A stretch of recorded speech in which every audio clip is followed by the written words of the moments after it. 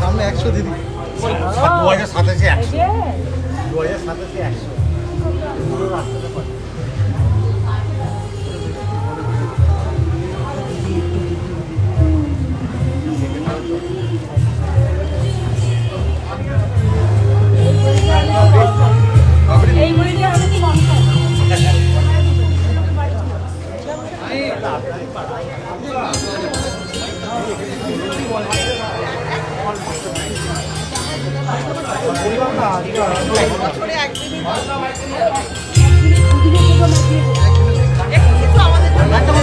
আমি মায়ের উদ্দেশ্যে মাকে প্রণাম জানিয়ে বলবো, এরা দর্পণের মধ্যে দিয়ে নিজের হৃদয়ের যে দর্পণ, সেই দর্পণটাকে বিম্ব নামে তুলে এনেছে।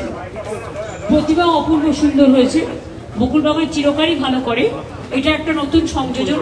ওরা প্রতিবারই নিউ থিম করে এবং আমি সকলকে শুভনন্দন জানাচ্ছি, শুভ শারদীয়া জানাচ্ছি।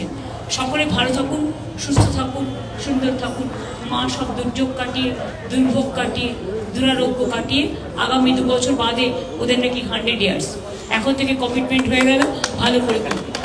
থ্যাংক ইউ, আমি আছি।